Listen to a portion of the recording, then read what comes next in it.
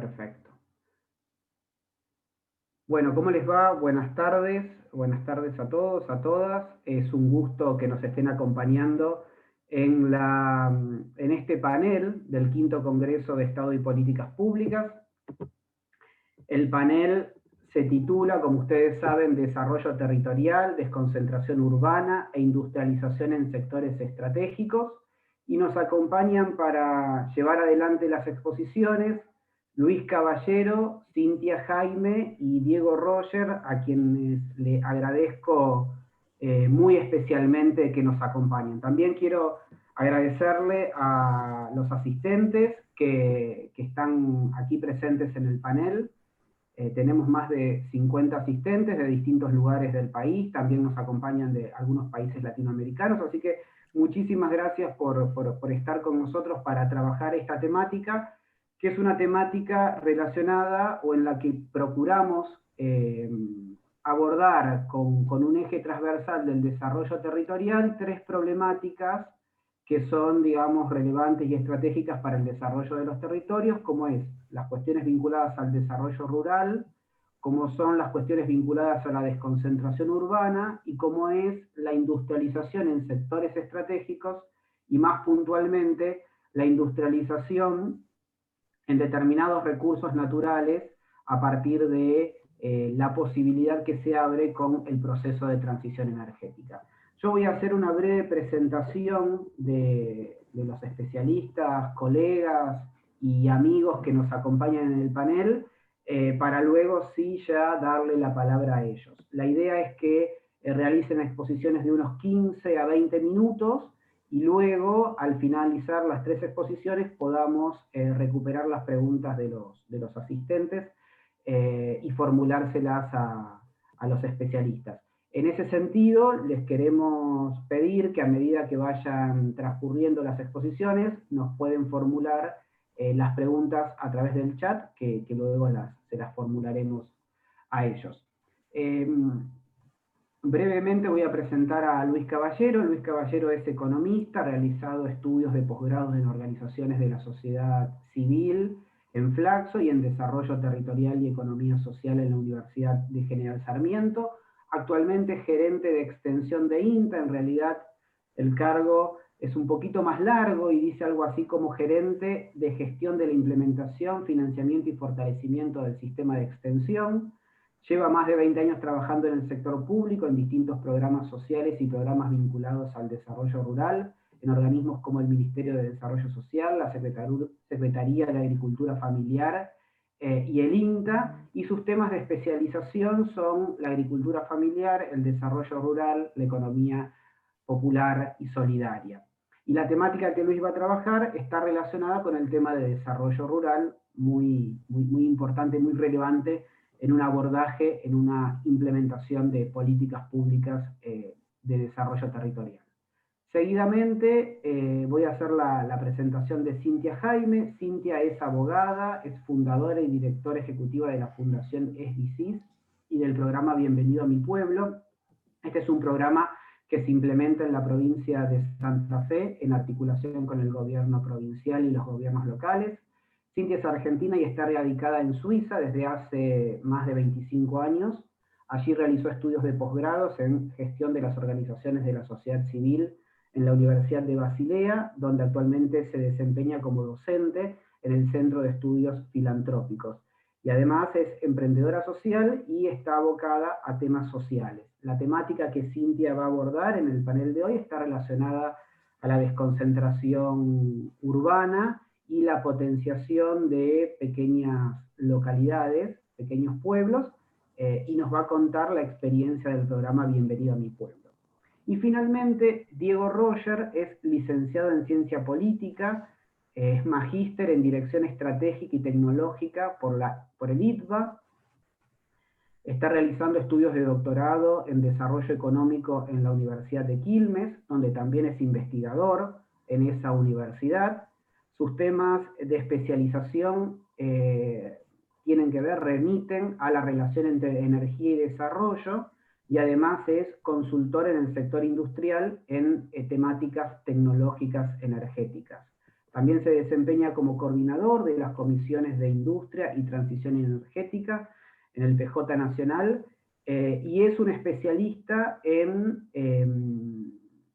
justamente la temática transición energética, sector energético, políticas de industrialización e industrialización de recursos naturales vinculado al aprovechamiento de las energías renovables, de modo tal que son tres temáticas que vinculan la cuestión del desarrollo territorial desde diversas perspectivas complementarias, en muchos casos, de modo tal de que, bueno, con esta muy breve presentación ya le voy a dar paso a Luis Caballero para comenzar su exposición. Muchas gracias, Luis. Adelante.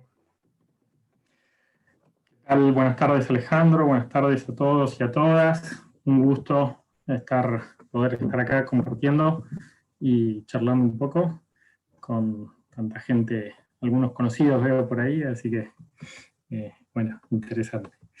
Y gracias también muchas gracias a Flaxo y a UNED por la invitación y la posibilidad de ser parte de este panel. Yo voy a tratar de compartir brevemente 4 grupos de ideas en torno a un poco a la pregunta de qué me parece que puede aportar la agricultura familiar a pensar la cuestión del desarrollo territorial. En primer lugar, el tema del desarrollo territorial ha sido un eje central en el debate del Estado y de las políticas públicas en los últimos 20, 30 años, y en mi opinión, en este debate han primado dos enfoques centrales, podríamos decir, ¿no? Dos maneras de entender el desarrollo territorial. Una idea que planteaba el desarrollo territorial desde un lugar sin conflicto, ¿no? O que de alguna manera lo niega o lo oculta, y pone el centro en el tema del consenso, presentando al desarrollo territorial como un proceso un tanto armonioso, idílico, ¿no? Donde los distintos actores de un territorio se pueden juntar, se sientan en una mesa, discuten sus distintos proyectos y puntos de vista, y en todo caso la metodología es lo que permite que lleguen a acuerdos y a consensos sobre los cuales se impulsan procesos de desarrollo territorial. Este enfoque es el que primó en muchos de las acciones de organismos internacionales, multilaterales, en algunas políticas públicas, ¿no? Otro enfoque, me parece, en cambio, es el que plantea que el desarrollo territorial nunca es un proceso armonioso, idílico, porque existen actores de muy distinto tipo, con muy distintos intereses, proyectos, visiones de mundo, y también con muy distintas capacidades de poder, ¿no? y posibilidades de imponer sus propuestas o capacidades de vetar las propuestas de otros, ¿no? Entonces, en este enfoque, el conflicto es un aspecto que es inherente, que es constitutivo de los procesos de desarrollo, y en todo caso lo que tenemos que hacer desde las políticas públicas no es pretender negarlo o esconderlo bajo de la alfombra, sino por el contrario trabajar en un sentido político a partir de las cuestiones que se presentan como socialmente problematizadas, porque es en esas cuestiones socialmente problematizadas que se encuentra el germen de posibilidad de transformación de una determinada situación a otro estatus que sea más inclusivo, más democrático, más justo, ¿no? Este enfoque me parece que se ha nutrido mucho del aporte de la geografía crítica brasilera, Milton Santos, Bernardo Manzano Fernández y otros, pero también de otros autores y de otras disciplinas, ¿no? Estas dos miradas del desarrollo territorial, en mi opinión, han estado como en contrapunto, en debate, ¿no? Dentro de las políticas públicas en estos últimos 20, 30 años, por lo menos dentro de los sectores populares, progresistas, nacionales, ¿no? De los sectores interesados por el desarrollo, los sectores que no se interesan por el desarrollo, bueno, ya sabemos, ¿no? Pero sobre todo ese debate me parece que ha sido más fuerte durante los 90, durante los 2000 o la primera parte de los 2000. Creo que después ha ido quedando claro la poca adecuación a la realidad del primero de los enfoques, ¿no? Si tuviéramos que pensar cuáles han sido como las principales cuestiones socialmente problematizadas en lo que hace al ámbito agroalimentario en nuestro país, en este periodo de estos 20, 30 años, me parece que hay algunas distintas, un puñado de cuestiones que han emergido con fuerza en este periodo en relación al modelo hegemónico dominante de la agricultura industrial o del agronegocio, ¿no? Si las quisiera repasar muy brevemente y tratando de seguir un orden histórico más o menos ordenado, habría que remontarse primero a mediados de los 90, ¿no? La situación de muchos pequeños y medianos productores, chacareros, tamberos, de la región pampeana principalmente, ¿no? Productores que en las décadas anteriores habían estado insertos dentro del modelo productivo de la Revolución Verde, y que en los 90 caen en la quiebra o en el sobreendeudamiento con los bancos, ¿no? Por un lado, ante el modelo económico de la convertibilidad y de la reforma del Estado de Cabal y Menem, pero también ante la imposibilidad de adaptarse a un cambio en el modelo agropecuario que estaba planteado para mayores escalas y mayores superficies productivas, ¿no? El movimiento de mujeres agropecuarias en lucha, por ejemplo, a mediados de los 90, me parece un ícono de esta emergencia, ¿no? Posteriormente, otra cuestión que aparece como socialmente problematizada está dada en las zonas de borde del proceso de pampeanización, ¿no? Las zonas donde el avance del modelo productivo de la agricultura industrial se empieza a extender y a desbordar la región pampeana y se empieza a imponer en zonas extrapampeanas, ¿no? En el norte de Córdoba, en Santiago del Estero, en Salta, en el norte de Santa Fe, Chaco, ¿no? En esos territorios, en estos años, se dan conflictos de avance de la frontera agraria que se expresan, por un lado, o en la destrucción de monte nativo, o en el desalojo y expulsión de familias campesinas indígenas que eran poseedores ancestrales de esas tierras, pero también en la caída de la producción de los cultivos industriales, que eran característicos de esas economías regionales, y en su reemplazo, o sea, por las oleaginosas, soja básicamente, centralmente, o bien ganadería, que venía de corrida del sur, a su vez por la soja, ¿no?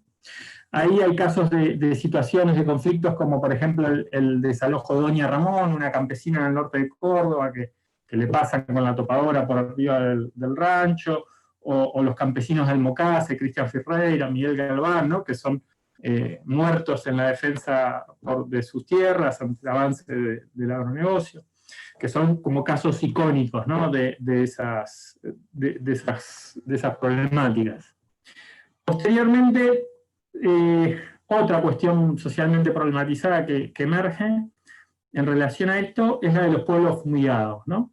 Esta cuestión se expresa más en los territorios que son del borde periurbano, rural-urbano, de las localidades pequeñas y medianas, incluso también en algunas grandes, como en la ciudad de Córdoba, dentro de la región pampeana, ¿no? En torno a las crecientes fumigaciones con agroquímicos y al aumento de distintas enfermedades respiratorias, de piel, pero también incluso malformaciones, abortos espontáneos, cáncer. El emergente que expresa, digamos, esta cuestión problematizada, o hay distintos, ¿no? Pero podemos recordar el caso del barrio Ituzaingó anexo en Córdoba y el juicio a los aplicadores en ese caso, la conformación de distintas redes y movimientos, desde el Paren de Fumigar, los médicos de pueblos fumigados, etc. Y también por ejemplo, los relevamientos sanitarios de la Facultad de Medicina de la Universidad de Rosario, o, por ejemplo, las más de 150 ordenanzas municipales en distintos municipios del país de prohibición o regulación de las fumigaciones, tomando o atendiendo a este emergente y a esta problemática, ¿no? Una cuarta cuestión socialmente problematizada que se da en este periodo también, pero quizás a diferencia de las anteriores es un proceso que era ya permanente, de más larga data, de varias décadas, y que estaba bastante invisibilizado, y en todo caso lo novedoso es que ahora en la actualidad está cobrando más visibilidad política, es la presión inmobiliaria y el avance de la urbanización sobre los cordones periurbanos de las grandes áreas metropolitanas, tanto sea con fines de urbanización popular, vía loteos formales o vía asentamientos informales, o también por la tendencia a la suburbanización de sectores de altos ingresos vía countries y barrios privados, barrios cerrados, ¿no?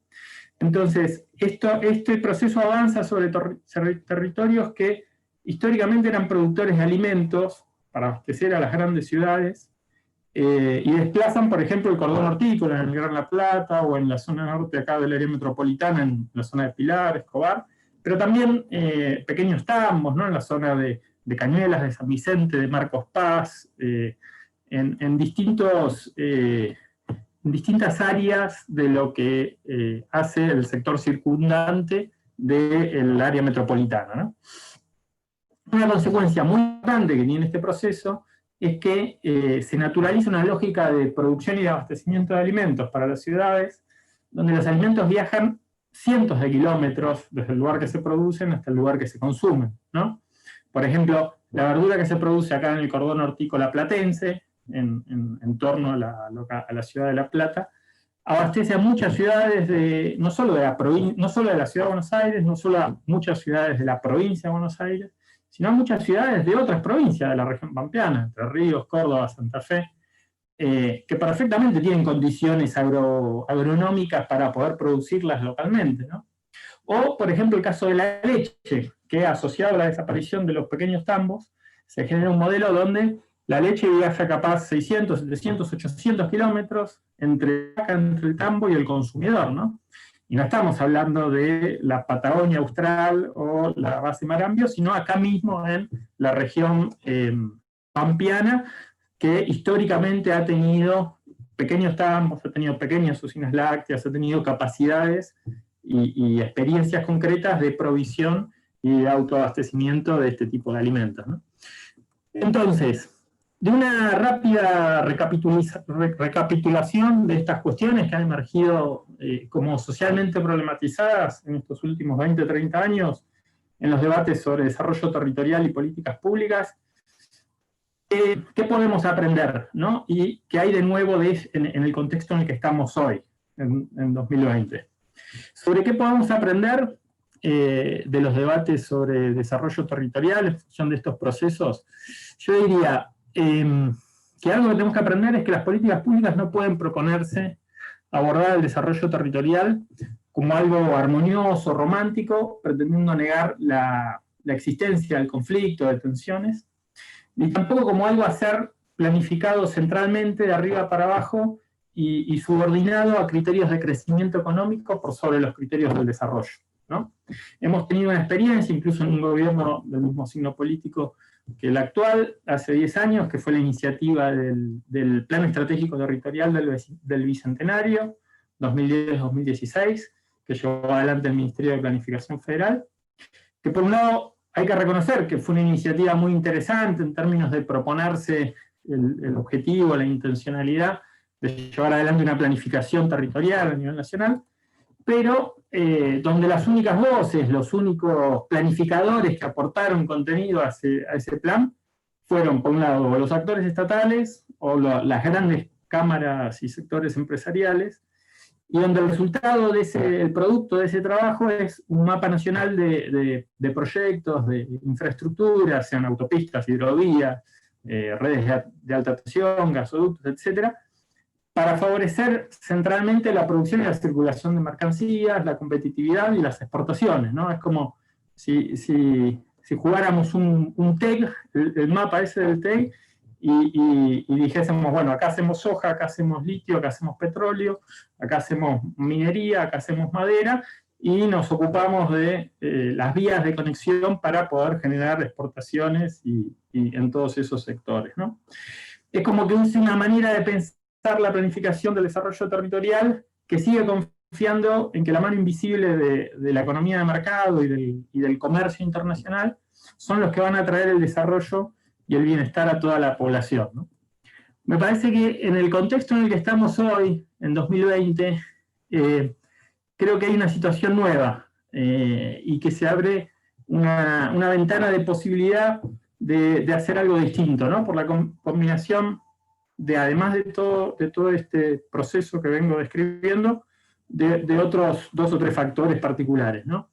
Que son, por un lado, que tenemos fresco el registro y el recuerdo del fracaso de las promesas, de las falsas promesas o de las recetas de soluciones neoliberales vía ajuste, ¿no? Como para resolver los problemas del desarrollo.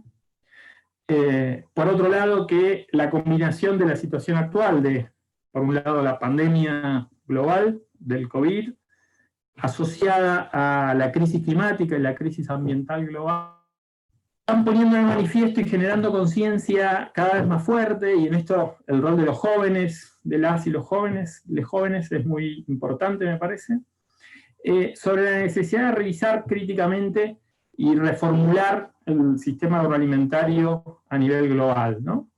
Y de la mano de esto, el tercer aspecto me parece es que queda de manifiesto que la agricultura familiar se consolida y cobra visibilidad, tanto en nuestro país como en muchos otros lugares del planeta, como el verdadero o el principal sujeto productor de alimentos, y al mismo tiempo como un modo de producción de alimentos, o el sujeto que encarna un modo de producción de alimentos, que es el que puede contribuir a enfriar el planeta, ¿no?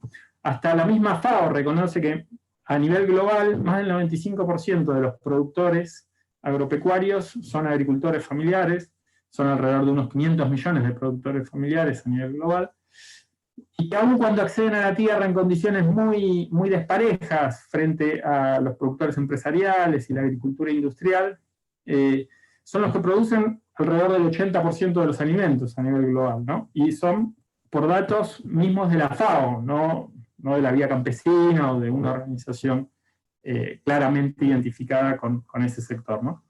Entonces, para ir redondeando, me parece que hoy el contexto de la pandemia nos hace tomar conciencia de lo realmente esencial, ¿no?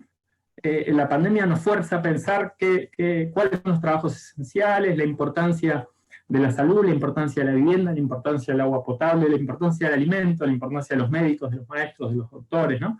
Nos hace un poco en lo útil de las cosas y a desformatearnos un poco de la lógica del consumismo sin límites, ¿no? También este contexto se caracteriza, me parece, por que la sociedad, en el caso nuestro argentino, pero como un fenómeno que se va dando cada vez con más fuerza a nivel global, la sociedad valora cada vez más crecientemente que los alimentos sean sanos, sean frescos, vengan de cerca, no viajen kilómetros y kilómetros, ¿no? Que sean agroecológicos o ecológicos. Europa está planteando en su agenda para el 2030 que el 25% de las tierras agrícolas, por lo menos en 2030, deben ser de producción ecológica.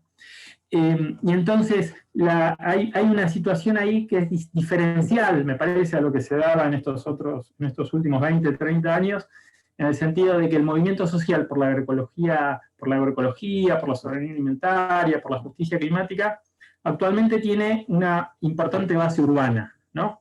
No son solo las comunidades campesinas que están luchando por defender sus tierras contra las topadoras, para evitar los desalojos, sino que en los sectores urbanos estos enfoques, estos planteos, estas reivindicaciones crecen, se multiplican, e incluso están construyendo capacidad de veto, ¿no? Si pensamos y analizamos un poco lo que está pasando en el debate en torno a la propuesta de la instalación de las granjas, de las megafactorías, las megagranjas de producción porcina para abastecer la demanda china, vemos que hay algo de eso, ¿no? Que hay una sociedad urbana y sobre todo mucha fuerza a los jóvenes que pareciera que construyen capacidad de veto sobre ese tipo de proyectos, ¿no? También, en particular en Argentina, ¿no? en esta coyuntura, son los movimientos de los horticultores, de los cordones periurbanos, ¿no?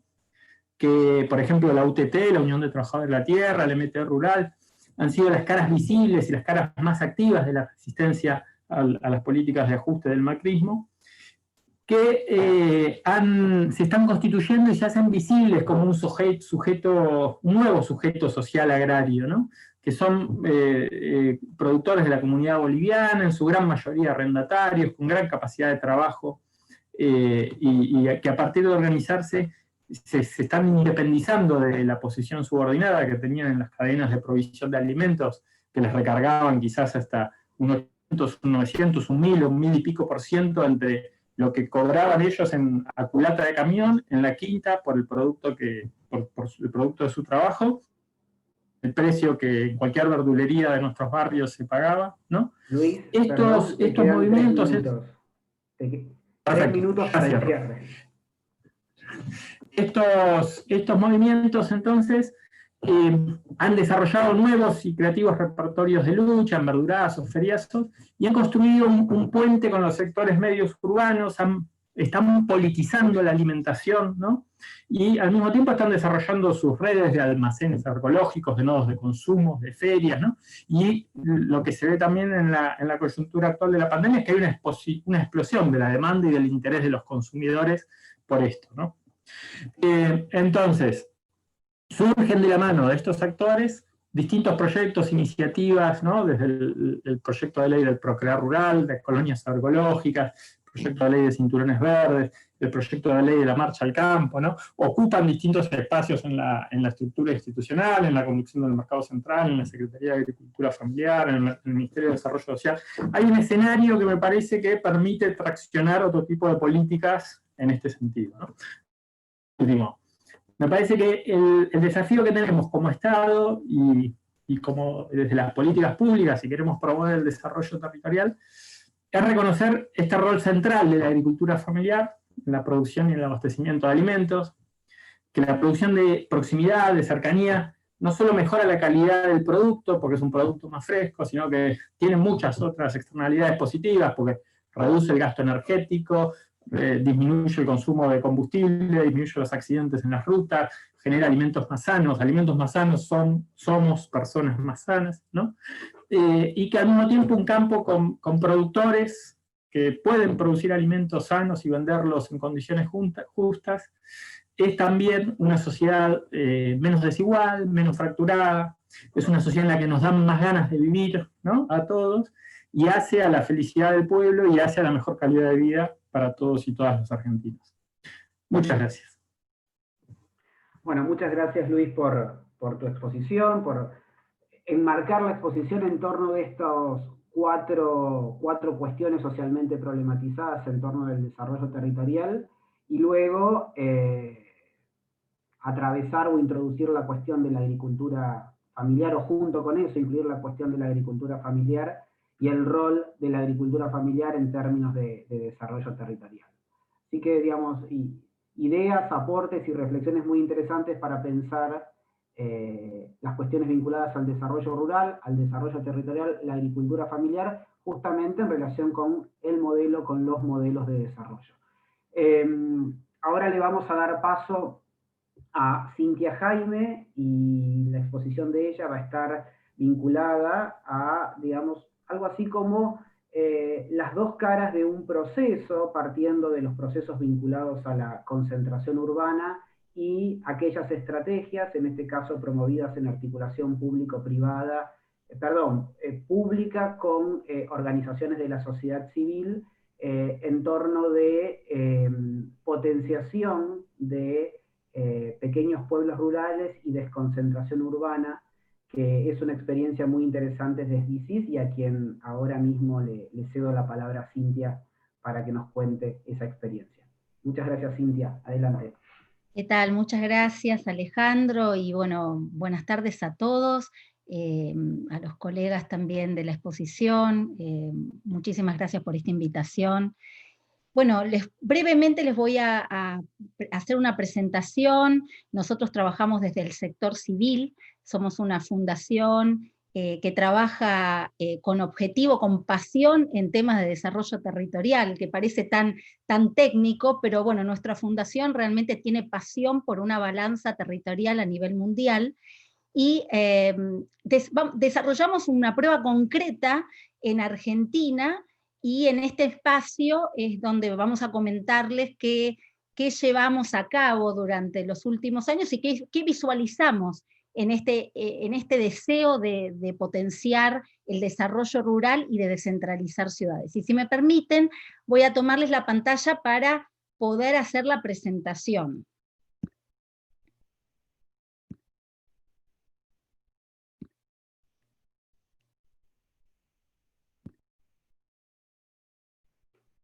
Bueno, llevamos adelante un programa para descentralizar ciudades y repoblar comunidades rurales, llamado Bienvenidos a mi pueblo. Y les quiero contar que desde Suiza, el lugar donde en este momento, desde hace 25 años vivo, como en los países de Europa, como en América Latina o en Asia, existen pueblos que se están despoblando. Esto ha sido registrado durante décadas, ¿verdad?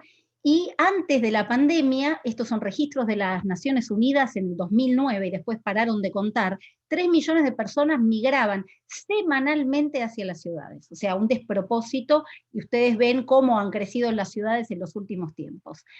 Hubo distintos quiebres estructurales que bueno, ya sea por temas de tecnificación del agro, por otros factores que son también climáticos, inundaciones, por sequías, y hubo un corrimiento y un solo foco para ir. La migración se orientaba solo hacia las urbes. Y en vez de buscarse soluciones en el lugar donde se generaba el problema, se pensó en buscar soluciones en la consecuencia, en las ciudades. Y aquí tenemos una urbanización realmente promovida por políticas públicas, y este tema es central, ¿no? ¿Qué tenemos cuando promovemos resiliencia, ciudades inteligentes, cuando nos densificamos? Esta solución que fue promovida a nivel mundial y sostenida por gobiernos, bueno, nos dio como resultado una concentración y magnificación de la pobreza en zonas de áreas excluidas, informales y de rápido crecimiento.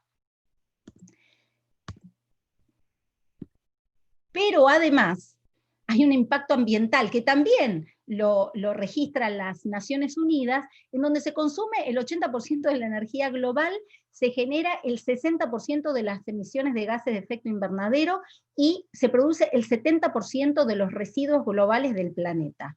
O sea, esto es el resultado de hacinarnos, y además, después de esto nos vino la evidencia, la fragilidad de las ciudades con el COVID, ¿verdad? Donde realmente uno notó ese espacio totalmente reducido y donde nos estamos cuestionando, y vino a interpelar qué sentido tiene la urbanización y si realmente seguir densificándonos está agravando el problema. Nuestra fundación nace en el 2013. Hicimos estudios sobre, digamos, cuáles eran las razones por las cuales no se buscaban soluciones, o si se buscaban en los pueblos, qué tipo de soluciones se buscaban. Entonces ahí fuimos identificando algunos factores que después se transformaron en ejes de trabajo nuestro, y veíamos que, por ejemplo, la actitud acogedora estaba ausente, ¿verdad? Si había gente, se promovía, decía, bueno, nosotros queremos que venga gente, pero luego esta gente estaba y se veía que no estaba integrada. Y bueno, y después finalmente se iban o no se llegaban a arraigar. En otros casos, en muchísimos casos, vimos que en realidad, si había un traslado, una relocación, a veces no se hacía un estudio de mercado, no se hacía un estudio de real demanda del pueblo de la región, para saber si este trabajo que estaba generándose era o no sostenible financieramente. No es menor pensar que toda la migración, a nivel mundial, el 70% de la migración es por causas económicas. O sea que trabajando ese eje, uno empieza a girar una rueda distinta. Y si ese eje no funciona, es la causa por la cual la gente se va del pueblo también. Y en otros casos vimos que había otro eje que había que visualizar como una problemática o un cuello de botella, que es todo lo que es la infraestructura del pueblo, ¿verdad? Es decir, encontramos pueblos que carecían de infraestructura necesaria, como escuelas, viviendas, transporte, conectividad, que hoy en día es un punto fundamental, atención médica, desde luego. Bueno, todo esto inspiró estos 3 pilares, bienvenida, trabajo y vivienda, que pusimos dentro del programa Bienvenidos a mi pueblo, que tiene como objetivo desbloquear ese potencial de los pueblos rurales. Nosotros asumimos que un pueblo inserto en una región potente debe articularse en estos 3 factores, estos 3 ejes para poder desbloquear el potencial de este pueblo. El programa entonces creó metodologías para construir y luego fortalecer estas 3 condiciones necesarias para que la repoblación sea sustentable. Es decir, la bienvenida, que el negocio funcione o el trabajo, y que tenga vivienda extensiva a la infraestructura. En 2014 seleccionamos Argentina. Argentina es uno de los países que lidera el ranking mundial en el tema de la desbalanza poblacional, con un 92% de la población que vive en grandes ciudades, 2.500 pueblos rurales perdiendo población, y una concentración enorme, realmente, verdaderamente desproporcionada, con un 37% de la población viviendo alrededor de una ciudad portuaria, ¿verdad? Conocemos la historia los factores de esto, no nos vamos a detener en este tema, pero a modo de ejemplo, Colombia, que tiene el 81% de la población urbana, está dividida en 5 grandes ciudades. Entonces, ahí ya tenemos un trazado distinto. Acá tenemos realmente una densificación enorme en poco territorio. Estructuramos un programa con fases en donde pusimos, fases preparatorias, fases operativas, fases de salida. Decimos, nosotros somos un programa que va a facilitar un desarrollo local, a acelerarlo, esto era nuestra propuesta, a partir de traer nuevos dinamismos a la comunidad rural. Entonces, hicimos fases preparatorias. ¿Por qué? Porque en estas fases vamos a incluir a los actores del lugar, a los actores públicos, a los sectores privados. Y construimos una sólida cooperación con ellos para que esta implementación en el pueblo sea, digamos, canalizable, ¿verdad? Entonces desarrollamos los pasos, transformamos las fases operativas, la fase 3, 4 y 5, en pasos para que la comunidad implemente el programa, creando primero, identificamos las oportunidades de negocios, después buscamos a quienes quieren repoblar y cambiar con un cambio de vida a partir de ese nexo, esa conexión con el negocio, y luego les acompañamos durante 30 meses en la implementación de todo el concepto, la bienvenida, que sea realmente una bienvenida y una integración de vecinos, las viviendas que en parte se autoconstruyeron, que estén construidas, y los negocios implementados y que sean sostenibles. Cada uno son pilares que se trabajan con distintos expertos. Y finalmente nos aseguramos desde el minuto 0, en donde el programa empieza, que haya una salida clara, donde nos embarcamos en un comienzo, en un final de puerto, y donde ellos quedan realmente con una gestión local en los distintos ejes.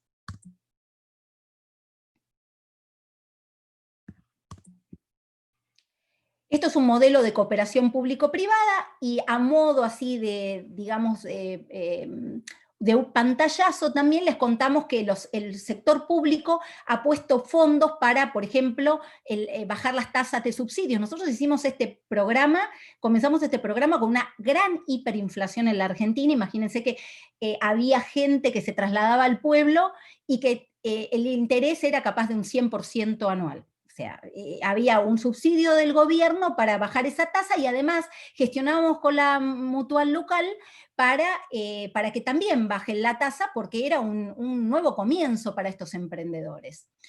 Y al mismo tiempo también conseguimos los financiamientos públicos para las viviendas con un crédito de la provincia de Santa Fe repagable a 25 años. También hubo componentes de infraestructura que tiene que ver con las necesidades, hubo modificaciones y ampliación de distintas capacidades en infraestructura. La bienvenida también fue articulada con el pueblo.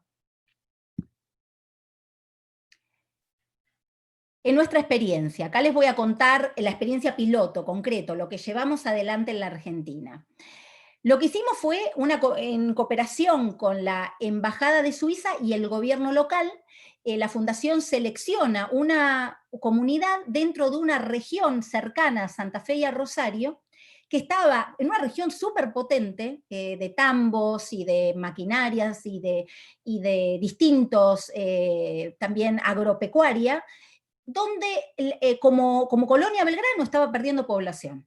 Había una capacidad óptima de infraestructura en este pueblo, como otros que visitamos, donde había escuela primaria, secundaria, jardín de infantes, es decir, hasta asilo de ancianos tiene, clubes vacíos, un pueblo modelo. Con ellos articulamos una cesión de terrenos para que dentro de la operatoria de la provincia los nuevos habitantes se instalaran en nuevas 20 viviendas que financiaba también la provincia, y realizamos este paquete que le llamamos remigratorio. Y Colonia Belgrano estuvo mapeada en profundidad para definir la actitud de bienvenida, definir también y articular con ellos cuáles son las necesidades que tenían. Hicimos un listado como de 50 oportunidades y finalmente definimos las 20 que eran las mejores posicionadas, y trabajamos con ellos también la infraestructura. Hicimos el llamado. Una vez que definimos el perfil del pueblo, dentro de nuestro proceso venía el paso 2, a llamar a las personas. En 4 semanas, en 2016, recibimos la aplicación de 20.000 familias que estaban interesadas en mudarse a un pueblo. No se decía ni a dónde, era un pueblo, y esto es lo que mostró realmente la demanda insatisfecha que ya existía en ese entonces. En poco tiempo pudimos demostrar, este proceso, este piloto ya está concluido, en el primer año nomás hubo familias que se mudaron, hubo un incremento de la población del 10%, alquilaban casas, había 4 casas en alquiler, algunas se iban al pueblo vecino, el 40% de los ingresos aumentaron, porque había familias que llegaban y tenían más tiempo, encontraban que tenían más tiempo, que no tenían que llevar y traer chicos al colegio, que no tenían miedo que los chicos iban a la plaza, y estaban dedicados a producir, además porque tenían toda una capacitación y un acompañamiento de mentores, y crecieron en un promedio, todas las familias, el 40% de sus ingresos, más que en la ciudad. En 3 años se desarrollaron más de 23 emprendimientos productivos y servicios, y acá es muy importante, no es que sea una exclusión de la actividad agropecuaria, pero buscábamos demostrar y derribar la narrativa o el pensamiento que se tiene en donde se dice, si en el pueblo no tenés tierras no podés crecer. Y esto no es real. Listamos emprendimientos que no tenían nada que ver con la actividad agropecuaria, tales como por ejemplo un polo textil, que ellos no imaginaban, porque nadie decía de un pueblo, la verdad que queremos a alguien que fabrique zapatillas de niños, como llevamos, pero es una demanda que es un potencial que puede ser llevado. Este tipo de producción creció el empleo en un 15% y además generó un gran impacto a nivel migratorio, porque se dio una gran visibilidad del pueblo, el incremento poblacional desarrolló a su vez otros emprendimientos, y a 3 años vemos que hoy, por ejemplo, hay 27 viviendas alquiladas, cuando antes había 4 y a trabajadores golondrina. Hay 15 viviendas ya construidas, 20 viviendas construidas con nuestro programa, 7 viviendas de distintas personas que empezaron a construir, y hay un loteo de 10 nuevas casas y 7 viviendas nuevas construidas. O sea, y hoy en día, en plena pandemia, se están construyendo nuevos locales para negocios, porque la demanda sigue creciendo, y sigue creciendo más que nunca en el contexto. Hay lista de espera para irse a mudar a Colonia Belgrano, porque hay familias que huyen de las ciudades y desean volver a instalarse, que tienen un emprendimiento que ya no quieren seguir en la ciudad, y están esperando salir del confinamiento, y también casas en Colonia Belgrano. Cintia, te interrumpo, te quedan unos 3 minutos y...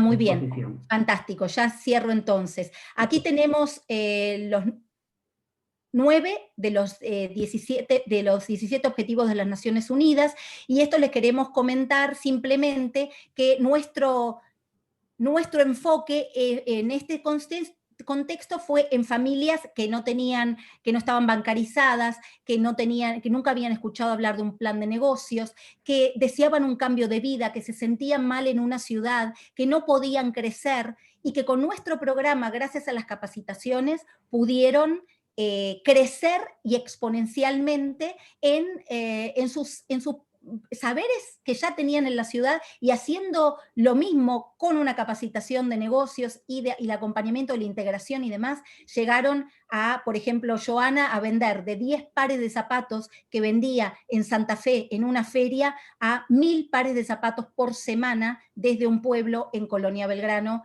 para todo el país. La visibilidad de nuestro programa es enorme, tuvimos más de 160 repercusiones en medios y en prensa gráfica en los últimos 6 meses, y 300 personas por semana y 7 pueblos por semana nos contactan para el programa. Tenemos también una gran presencia académica, con un reconocimiento académico, y consideramos ahora sí, en el cierre y en este contexto de políticas públicas, que esta descentralización planificada de las ciudades es una materia fundamental para este contexto de pandemia, donde el confinamiento ha definido, digamos, los espacios vitales, y tenemos un plan de escala.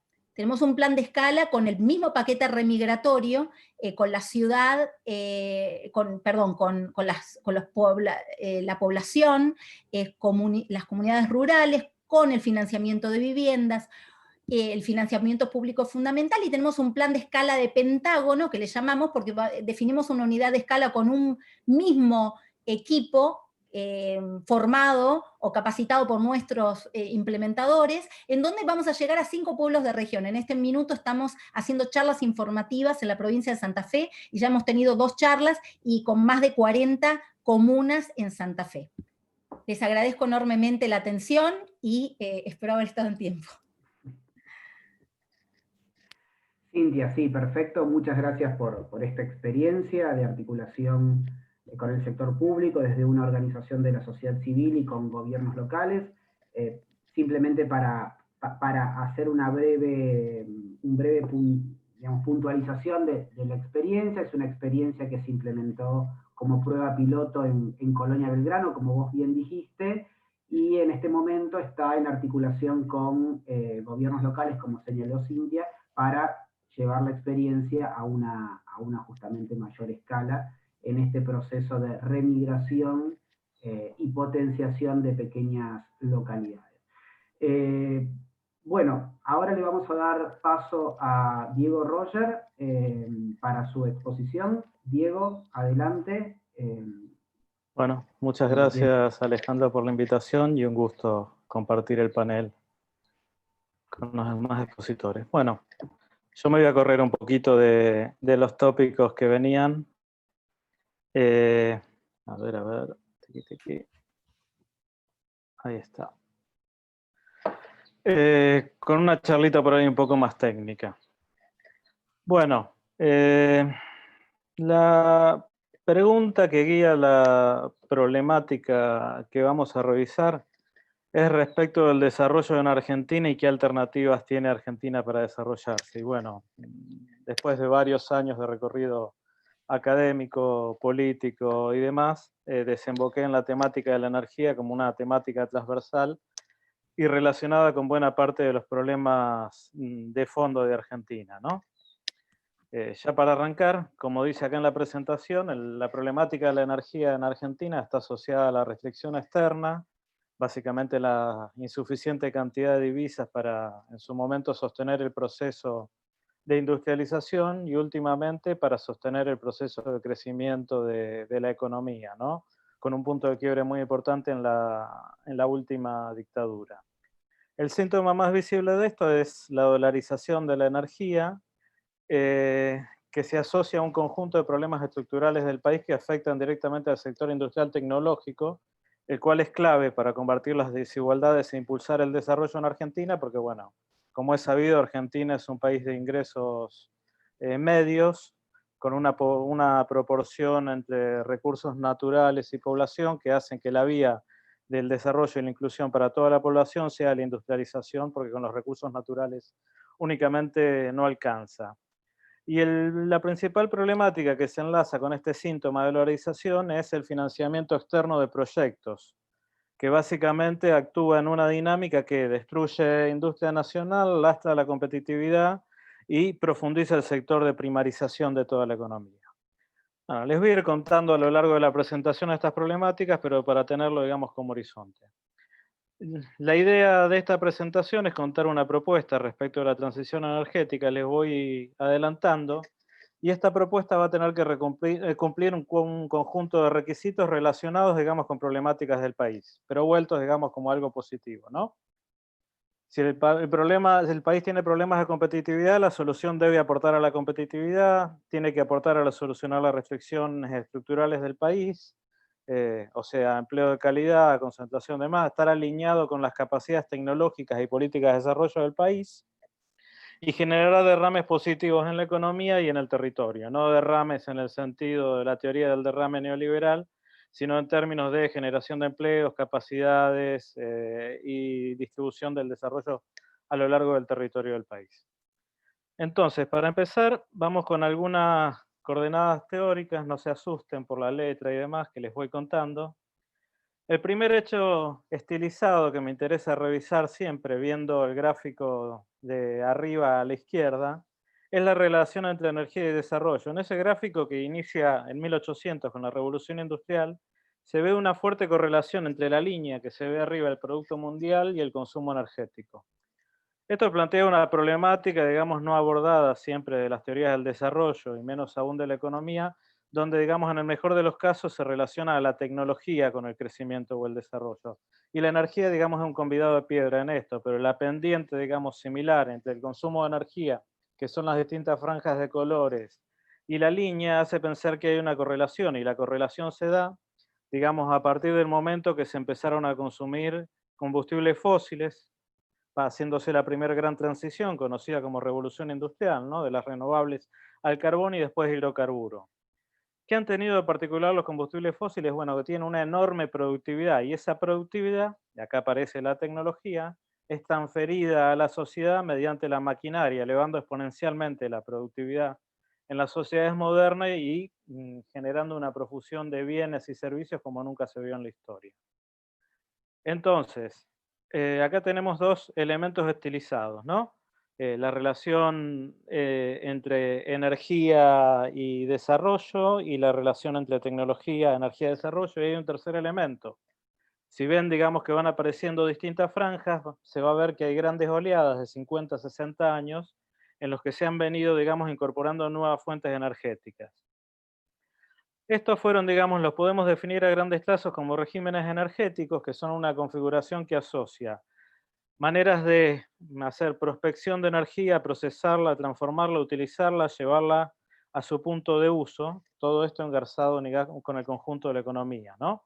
La primera gran oleada de desarrollo, que abarcó dos revoluciones tecnológicas vistas, digamos, desde el punto de vista de Carlota Pérez, fueron los primeros 100 años de la Revolución Industrial hasta fines del siglo XIX aproximadamente, donde tuvimos el gran cambio del carbón al petróleo y tuvimos la revolución de la electricidad a los hidrocarburos. Y hoy, como se pueden ver en los dos gráficos de la derecha, estamos viendo una transición hacia las renovables, que, digamos, según estimaciones de Shell, por ejemplo, que son los gráficos que les estoy mostrando ahí, vamos a tener una gran participación de renovables, pero también una transformación de lo que se llaman, digamos, combustibles a partir de carriers de energía como la electricidad y el hidrógeno.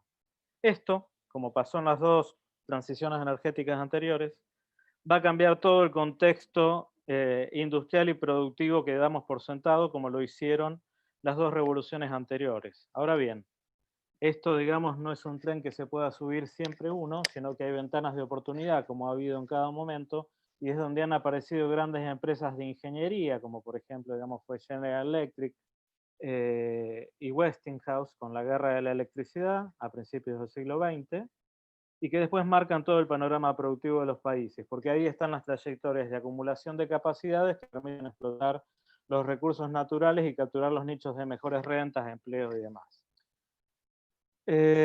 Entonces, otro hecho estilizado respecto a la energía. La energía es una cuestión física. Este rendimiento que yo les señalaba en los hidrocarburos tiene que ver con algo muy sencillo. Se precisa relativamente poca energía, o mejor dicho, se precisaba relativamente poca energía para producir hidrocarburos, o sea, la energía que se gasta para producirlo, transformarlo y llevarlo al punto de uso, con lo cual los hidrocarburos dejaban mucha cantidad de energía disponible para subsidiar otras actividades que no sean de producir energía. Eso es lo que explica, si se quiere, el gran salto productivo que se dio con la transición energética hacia los hidrocarburos. Esto se puede conceptualizar en un concepto físico. Imaginen un barril de petróleo, como está graficado ahí a la derecha, que tiene 100 unidades de energía. Si yo divido esas 100 unidades de energía por la energía que preciso para producir la energía, me da un indicador que se llama tasa de retorno energético y es un indicador del rendimiento físico, termodinámico de ese recurso. Si yo analizo los rendimientos históricos de fuentes energéticas, como está señalado en el gráfico de la izquierda, van a ver que los hidrocarburos vienen declinando fuertemente desde principios del siglo pasado, a llegar a niveles muy bajos, a la derecha del gráfico, en el caso de los no convencionales y demás, que hacen pensar en una situación de declive de largo plazo que por un lado compromete las perspectivas de crecimiento e inclusión de los países más subdesarrollados, pero que por otro lado explica la transición a las renovables y algo inédito en la historia reciente en términos históricos, ¿no? 200, 300 años, de una transición hacia fuentes de energía que tienen tasas de retorno energético menores que las anteriores en su inicio. Lo cual plantea, digamos, en términos estilizados, que el elemento central, lo vuelve a resaltar si se quiere, del desarrollo de cualquier país en relación a la energía no es tanto el recurso natural, sino el dominio tecnológico para la explotación de estos recursos. Esto es muy claramente visible revisando los países que se han desarrollado. Podemos hablar de países ricos, en el caso de los países petroleros, pero sin dudas no son países desarrollados. Y podemos observar que todos los países desarrollados son países industriales, pues la seguridad energética de estos países, más allá del suministro del recurso natural, tiene que ver con el dominio tecnológico. Entonces, pasemos a lo siguiente. Hay una consecuencia muy importante de esto, el rendimiento termodinámico de los recursos. Yo con la sola selección de un recurso que tiene tasa de retorno energético más alto que otro, puedo tener una mayor competitividad. A la derecha hay un ejemplo. Imaginen de la imagen, ¿no? Dos países, uno que tiene petróleo convencional y otro que tiene no convencional. El petróleo convencional tiene una tasa de retorno energético hoy aproximadamente de 25, porque yo para producir 100 unidades netas que queden para la sociedad tengo que gastar 4 unidades para producir esa energía. En el caso del no convencional, esa cifra se va a 25 unidades. Entonces imaginen que tenemos que producir un bien, ambos países todo en igualdad de condiciones.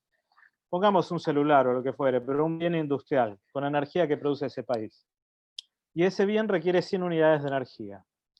El primer país, para producir ese bien, tiene que producir 104 unidades de energía, en tanto que el segundo 125, ¿no? Las 4 para producir energía del primero, las 25 del segundo. Lo que ven, digamos, en ese resultado es que el país que tiene el recurso no convencional tiene que hacer un mayor esfuerzo social, un mayor gasto de recursos en relación al otro país para producir ese bien industrial, lo cual se traduce en términos macros de países como un diferencial de productividad, o sea, un diferencial de competitividad de un país a otro que solo se debe a la selección de recursos naturales. Este fenómeno, que tiene que ver con la productividad física estrictamente de los recursos, no aparece en los precios. Es más, los precios de la energía son totalmente ciegos a esto. Porque perfectamente, digamos, podemos tener situaciones en las cuales, por ejemplo, se incrementa la cantidad total que se produce de hidrocarburos, pero que va quedando menos cantidad para la reproducción de la sociedad. En consecuencia, este indicador sirve para analizar en largo plazo en qué selección de recursos debería apuntar yo si quiero aprovechar lo que se llama en economía los rendimientos crecientes y no caer en curvas de rendimientos decrecientes como están los hidrocarburos.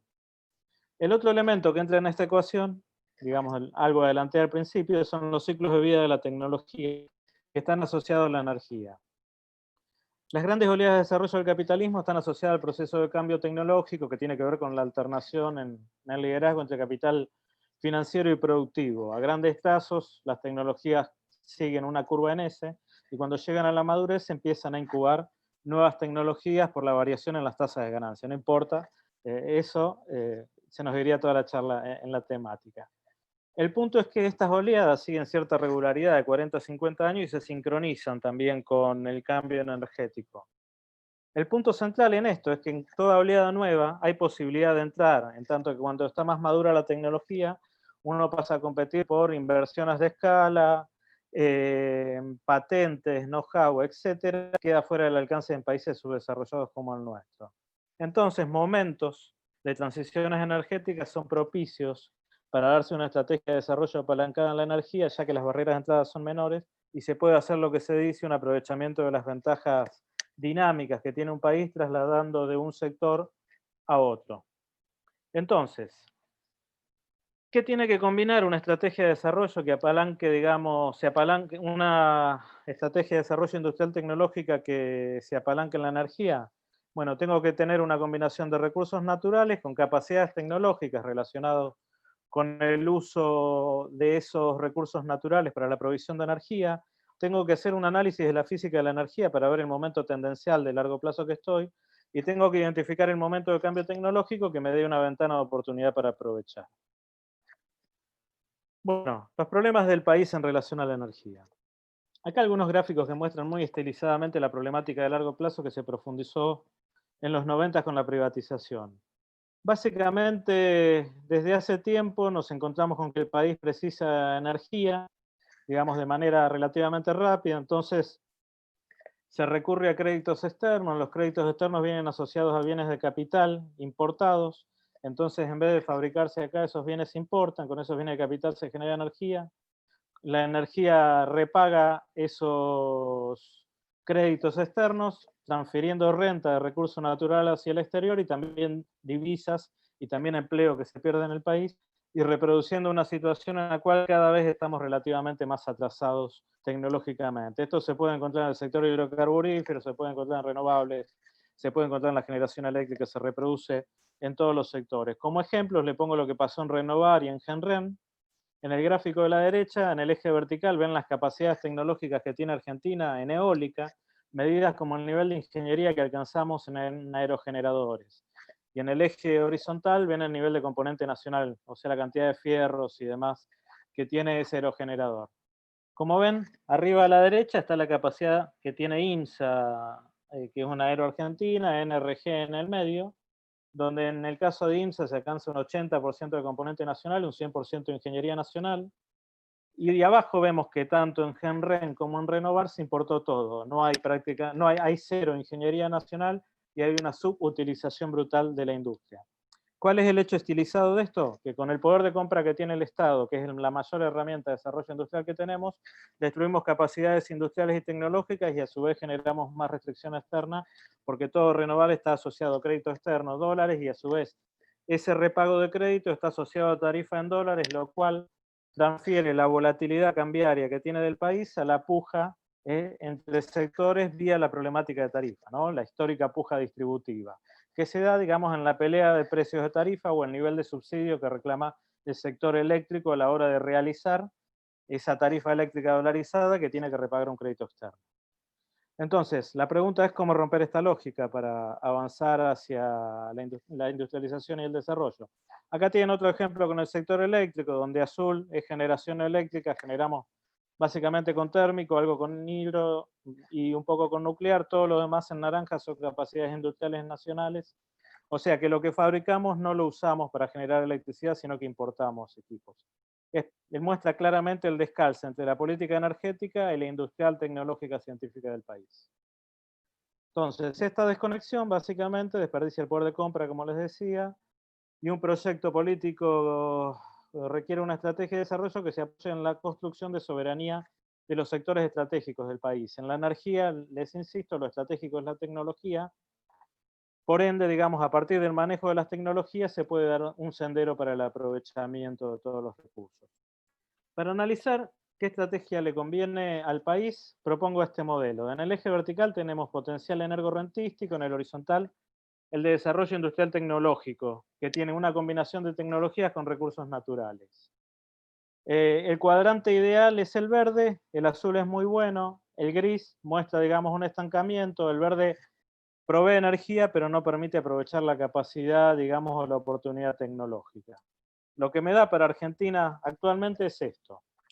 El potencial de desarrollo de Argentina está en tecnologías termosolares, en concentración de almacenaje, en eólica, mareomotriz, CAREM, biogás con residuos agroganaderos de RSU, residuos sólidos urbanos, biomasa no lo puse por falta de estimaciones puntuales. Y la realidad de Argentina, de cómo generamos energía, está en el cuadrante inferior izquierdo, donde lo que está más abajo y más a la izquierda es ciclo combinado con gas natural no convencional, o sea, Vaca Muerta y Los Molles. Tienen muy poco potencial de desarrollo industrial tecnológico porque la tasa de retorno energética es muy baja del gas no convencional, pero por otro lado, porque digamos los ciclos combinados son importados. No hay nada que podamos poner ahí, pero tampoco nada que podamos desarrollar porque son tecnologías ultra maduras y tendríamos que competir, por ejemplo, con General Electric, que tiene un presupuesto de investigación y desarrollo más grande que todo el presupuesto de ciencia y tecnología de Argentina. En consecuencia, la oportunidad de desarrollo está a moverse hacia la derecha y hacia arriba en la selección tecnológica. Entonces, ¿qué tiene Argentina de recursos naturales para empezar a anclar, digamos, esta política territorialmente? Bueno, en los mapas que tienen ahí pueden ver el potencial eólico, en el mapa más a la derecha, donde claramente, digamos, en la Patagonia está el potencial más fuerte, el potencial solar, que está bastante distribuido en el país, con especialización en la zona cordillerana. El potencial de biomasa es muy alto, donde tienen también biorefinerías para biocombustibles puestas. Hay mini hidro, con el gráfico más a la izquierda, y abajo tienen concentración de tambos, porcinos y bovinos, digamos como una proxy de lo que pueden ser, por ejemplo, biogás. Y a su vez a la izquierda puse un mapa donde están marcados los proyectos que hay de litio, cobre y uranio, que son, digamos, elementos minerales estratégicos para una transición energética, donde les voy a mostrar un poquito un modelo más adelante, ¿no? Pero son elementos clave porque el cobre y la electrificación va a implicar una alta demanda de cobre, el litio es importante para las baterías, aunque no el único elemento, y el uranio para alimentar centrales nucleares que contribuyen a la descarbonización de la matriz energética. Vamos a la siguiente diapositiva. Bueno, entonces, para pensar cómo llegar a este gráfico que yo les ponía, modelicé una transición, donde le hago cumplir estos requisitos. Es un modelo, obviamente, perfectible y para empezar a discutir sobre números concretos. Puse como supuesto que la demanda interna de energía crece un 4% anual, 3% se absorbe por nueva oferta de energía y un 1% por ganancias de eficiencia. Desplazo un 1% de petróleo por gas cada año para liberar petróleo para exportación. Toda la energía que no se puede cubrir con renovables es cubierta por gas. Desarrollo todo el potencial que queda hidroeléctrico del país al ritmo de la tecnología nacional y al ritmo que se puede construir nacionalmente. Lo mismo hago con reactores CANDU, lo mismo hago con parques eólicos de tecnología nacional al ritmo que permite el escalamiento industrial, que es el cuello de botella. Una vez que logro escalar renovables, ¿no? Empiezo a desplazar el gas de la matriz. Bueno, el resultado de esta primera aproximación me da esto, que recién en el año 2040, escalando a un ritmo de un 20 o 25% de las capacidades industriales de manera anual que tenemos en energías renovables, podemos empezar a desplazar de manera real el gas. Hasta entonces hay que seguir incrementando la producción de gas para poder suplir este modelo de demanda, ¿no? Obviamente, si yo bajo la demanda de gas es menor y puedo tener un cambio relativo, pero la realidad de Argentina es que hay sectores que tienen mucho subconsumo energético y que para mejorar su calidad de vida, aún para un nivel básico o decente o de mínimos requerimientos, precisamos crecer bastante en lo que hace al consumo energético, más allá de que apliquemos arquitectura bioclimática, calefones solares, y etcétera, etcétera, etcétera, ¿no? Porque el Diego, transporte... Sí, 3 minutos. quedan unos 3 minutos para el cierre. Así Bueno, que si querés ir redondeando. vamos a ir redondeando. Estamos cerca del final. Les voy a detallar, digamos, ¿dónde podríamos empezar? Bueno, en el gráfico de arriba a la izquierda viene el consumo energético de las industrias, por ejemplo. ¿Por qué pongo este gráfico? Porque habitualmente cuando se piensa en renovables se piensa en electricidad, pero la electricidad es un 25% del consumo energético total de la sociedad. Y si miramos el consumo energético del sector industrial, casi el 60% de la energía que consume la industria es calor. ¿Qué quiero decir con esto? Que si uno aplica tecnologías solares de concentración para generar calor de proceso, puede descarbonizar la industria sin necesariamente meterse con la electricidad, o si lo puede hacer también con la electricidad de manera simultánea, tiene una doble forma de entrarle a la problemática. Estas tecnologías, como les decía, tienen mucho más potencial de desarrollo para el país, porque tienen, digamos, tecnológicamente están muy a mano, tenemos desarrollos más que interesantes, y tienen un derrame muy amplio. Y después, bueno, si lo queremos pensar territorialmente, la eólica se especializa en la Patagonia, mini hidro en zona cordillerana, biogás y biomasa en el centro del país. Todo eso lo podemos empezar ya, muy rápidamente. Y los proyectos, obviamente, termosolares, dado la radiación solar que tenemos distribuida a lo largo de todo el país, se puede hacer prácticamente a todo el país, incluyendo también, por ejemplo, calefones solares para las viviendas. En resumen, una política como las que le proponía adelante, digamos, debería capturar rentas para que no se vayan vía endeudamiento externo, generar senderos de aprendizaje, identificar tecnología en ciclos de vida iniciales, como las que tenemos capacidad en Argentina, eólica, termosolar, demás, ¿no? Desdolarizar el sistema con mecanismos de financiamiento endógeno, generar divisas y minimizar su demanda, o sea, reemplazando petróleo por gas para poder exportar petróleo, o con biocombustibles incluso, desvincular financiamiento de proyectos de energía y financiamiento externo de países, después tener políticas de compras reguladas en relación a las necesidades tecnológicas, política de ciencia y tecnología alineada con los objetivos del sector, reformulación del compra nacional, etc. Y obviamente hay que favorecer clústeres industriales sobre las ventajas comparativas que tiene cada región y las ventajas industriales que tiene, generando, por ejemplo, especialización industrial en la Patagonia, bioenergía en el centro, litios en el norte, en la zona cordillerana, etcétera, etcétera. El potencial de una política de este tipo, básicamente medido solo en lo industrial. ¿Por qué cuento lo industrial? Porque es el empleo de calidad y que no depende de las importaciones. A la UOCRA, el empleo de construcción le es indiferente que se importe o se genere en el país. Si uno tiene una política de transición, suponiendo que se pudiera hacer con importados, que tuviéramos las divisas, tal como la planteo, se perderían 1 millón de puestos industriales directos relacionado con esto. O sea, estamos hablando de entre 5 y 6 millones de puestos con los inducidos en relación a esta temática. Entonces, básicamente, tenemos una enorme oportunidad de capturar desarrollo, renta y de multiplicar las capacidades tecnológicas del país y a su vez ubicarlos en centros territorialmente especializados en relación a las ventajas comparativas y dinámicas que tiene cada uno de los territorios o en las zonas estratégicas que se elija, ubicar esto como el hidrógeno en la Patagonia claramente, porque si queremos exportar tiene que estar lo más cerca de un puerto de salida hacia el Pacífico. Entonces, bueno, la transición energética desde este punto de vista tiene esta ventaja, un horizonte de desarrollo de 30 años, creación de empleo de calidad, contribuye a liberar hidrocarburos para ESPO, desarrollo de nichos y mercados para el sector, baja el precio de la energía y contribuye a especificarla, contribuye a impulsar el proceso de cambio estructural. Desde mi punto de vista, digamos, siempre Argentina está tratando de buscar qué es lo que la salve, digamos, en el corto plazo y además del sector energético.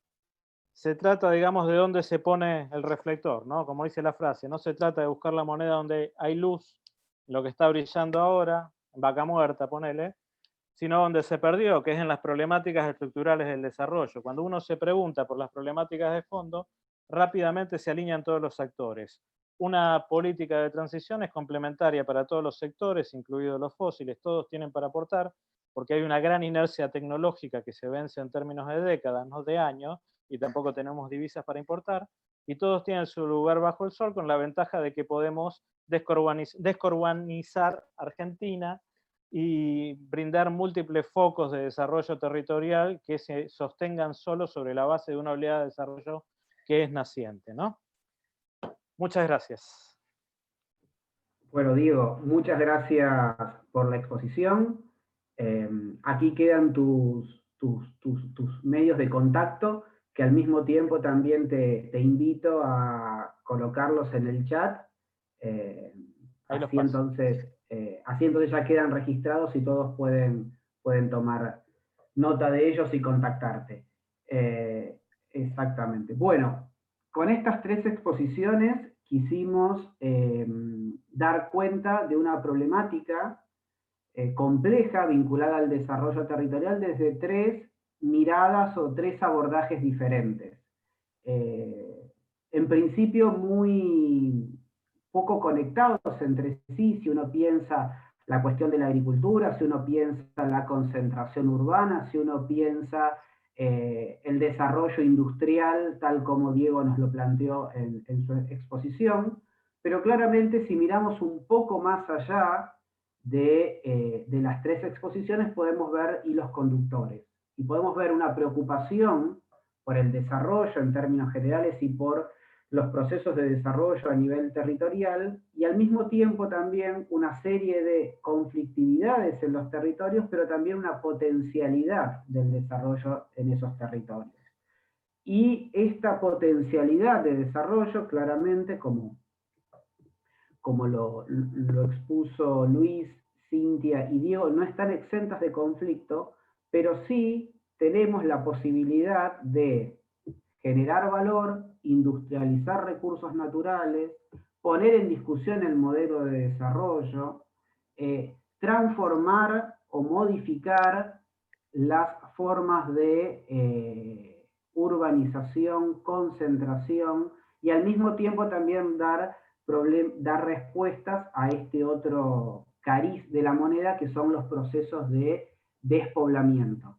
De modo tal de que con estas tres exposiciones quisimos hacer una aproximación a pensar los procesos de desarrollo en los territorios, hablando sobre esas potencialidades de desarrollo y aquellos actores en torno de los mismos, y fundamentalmente poniendo el eje en las políticas públicas, que es un eje transversal de este congreso. Hemos recibido un número muy importante y significativo de preguntas, así que yo voy a ir dando paso a algunas de estas preguntas, y si algunos tienen más preguntas pueden irlas formulando en el foro. Vamos a seguir el orden de exposición, y entonces para abrir, digamos, a la ronda de preguntas, tengo dos preguntas para Luis. Una vinculada a los procesos de... una vinculada a ver, perdón, acá la tengo. Entonces, dice Gerardo Irasi, bueno, qué oportuna tu intervención, Luis. Justamente pensaba consultarte sobre el proceso de estatización de Vicentín, y sobre esta cuestión pregunta puntualmente si se puede generar en torno de los proyectos alternativos algunas iniciativas para organizar la agricultura familiar. Y la segunda pregunta está vinculada a procesos donde nos dice Hugo Félix Benavides, ¿no podría habilitarse un espacio desde el Estado, desde donde se garantice el establecimiento de nuevos productores, productoras, la mayoría de ellos jóvenes y mujeres, de manera que se garantice una estadía prolongada en el espacio rural o periurbano? Aquí no me queda claro lo de estadía prolongada, si tiene que ver con procesos, digamos, de iniciativas en torno, digamos, de la distribución de la tierra, o en qué mecanismos se está pensando. Para el caso de Cintia, tengo estas dos preguntas, yo se las voy formulando y luego damos paso a la intervención. Cintia, me parece interesante la exposición y le consulto si cree que el teletrabajo masificado devenido en la pandemia se convierte en una posibilidad estratégica en torno para el retorno de los residentes del AMBA a sus provincias de origen, pudiendo trabajar desde sus tejidos sociales y familiares y generando mejoramiento de las condiciones económicas y sociales en dichos territorios. Y por otro lado, otra pregunta para Cintia. En el caso de Cecilia, esta pregunta remite a si desde la experiencia del proyecto Bienvenido a mi pueblo articulan con movimientos sociales. Y bueno, dos preguntas para el caso de Diego. Diego, ¿qué papel tiene la extracción industrial de litio para el imaginario desarrollista? Y luego tengo otra pregunta para Diego también. Dice, ¿cómo podríamos alentar la producción de biogás en pequeñas poblaciones? ¿Qué rol considerás que debe tener el Estado para desarrollarlo? Bueno, si les parece, podemos comenzar con estas preguntas. esta primera ronda. Puede tomar la palabra quien lo desee, si quiere Luis, siguiendo el orden. Bueno, a ver, no sé si las entendí bien, pero esbozo un primer intento de respuesta. Sobre lo de Vicentín, una opinión a título personal y como analista de un poco de la lectura de las noticias, de los diarios, etcétera, ¿no? No desde otro rol. Me parece que, por supuesto que podría haber sido una estrategia con potencialidad en el sentido de construcción de soberanía alimentaria, ¿no? Si se hubiera llevado adelante, como planteaba la formulación, la pregunta. Me parece que quizás han habido como errores en términos de cómo manejar la comunicación y la construcción de la viabilidad política, ¿no? En torno a la medida y a la decisión, y que un poco son esas desinteligencias las que desembocaron en que el proceso se haya dado de esa manera, ¿no? Por ejemplo, si uno piensa en relación a los casos de las restatizaciones de aerolíneas o de YPF en su momento, ¿no?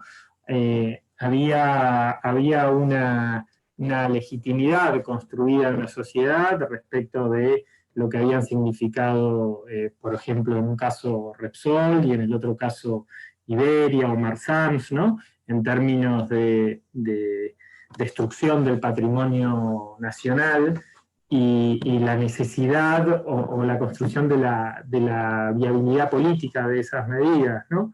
Creo que en este caso ese proceso no cuajó eso, ¿no? No hubo una comunicación clara, recién ahora es como que, o mucho después se empieza a tener más claridad de cómo fue el proceso de vaciamiento, de malversación, con los créditos del Banco Nación, etcétera, etcétera, ¿no?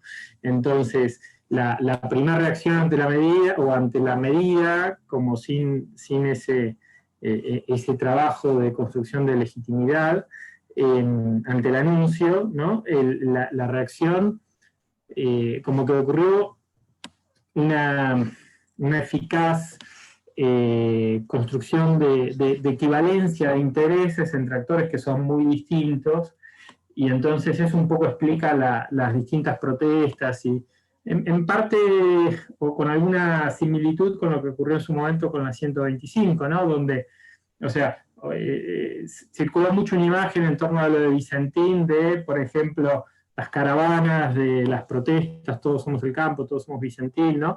Y no sé, por ejemplo, un Duna, modelo 80 y pico, 90 y pico, con el cartel defendiendo a Vicentín y los intereses, ¿no? ¿Cómo se construye esa secuencia de equivalencias en el imaginario político, ¿no? De que, bueno, si van por la estratización de Vicentín, después vienen por mi propiedad privada y vienen a afectar mi libertad y el fruto de mi trabajo, y que eso le pueda pasar al pobre trabajador propietario de ese Duna. Me parece que eso ocurre porque no se trabajó y no se difundió y no se dio debate y no se dio de cara a la sociedad la información de todos los motivos y todas las causas que había por detrás de esa decisión, ¿no? Entonces, y que eso siempre es necesario en medidas de este tipo porque somos una sociedad donde hay como bloques de político-ideológicos muy marcados, ¿no? Y un poco lo que explica esa idea del empate hegemónico, ¿no? Y que no hayan habido como grandes proyectos políticos que hayan logrado imponer a lo largo de la historia, tiene que ver con eso, ¿no? Con cómo se van construyendo esa legitimidad en las políticas. Después había una pregunta sobre la posibilidad de construcción de proyectos alternativos desde las organizaciones de la agricultura familiar. No sé si entendí bien a qué se refería, pero de hecho sí es lo que viene pasando, ¿no? Yo, capaz fui muy rápido, pero por ejemplo el Foro Agrario fue un espacio que durante estos últimos 4 años convocó a todas las organizaciones del sector de la agricultura familiar, instituciones que trabajan vinculadas a la agricultura familiar, desde los pequeños chacareros, pequeños, medianos productores, más los sectores más que históricamente estaban vinculados a la Federación Agraria, hasta los productores más de perfil campesino, indígenas, universidades, centros de distintas instituciones, etcétera, y construyeron un programa agrario que se presentó en junio, julio del año 2019, como bases, ¿no? Con una serie de propuestas para antes de las elecciones, de cara a las elecciones, como un posicionamiento conjunto del sector, y muchos de esos puntos están en discusión y se están avanzando en muchos sentidos, ¿no? Hay, por ejemplo, proyectos de ley como el del Procrear Rural, que está presentando, sobre todo vinculado a la UTT, la Unión de Trabajadores de la Tierra, que es para acceder al crédito, como un Procrear, pero acceder al crédito para el acceso a la tierra con fines productivos, el proyecto de ley de protección de los cordones verdes para resguardar la producción hortícola, frutihortícola en los cordones periurbanos, de ese avance inmobiliario, el proyecto de ley de las colonias agroecológicas, ¿no? Bueno, hay distintos proyectos que están en discusión, que están en presentación con Estado parlamentario, y que se están impulsando y apoyando desde distintas organizaciones del sector de la agricultura familiar, y también desde, en co-construcción con distintos ámbitos institucionales del Estado, ¿no? Y creo que un poco la tercera de las preguntas que hablaba sobre el acceso a la tierra, bueno, está en relación a esto, ¿no? Por ejemplo, Uruguay tiene una experiencia que es muy interesante, que es la del Instituto de Colonización, ¿no? Que es una experiencia muy chiquita,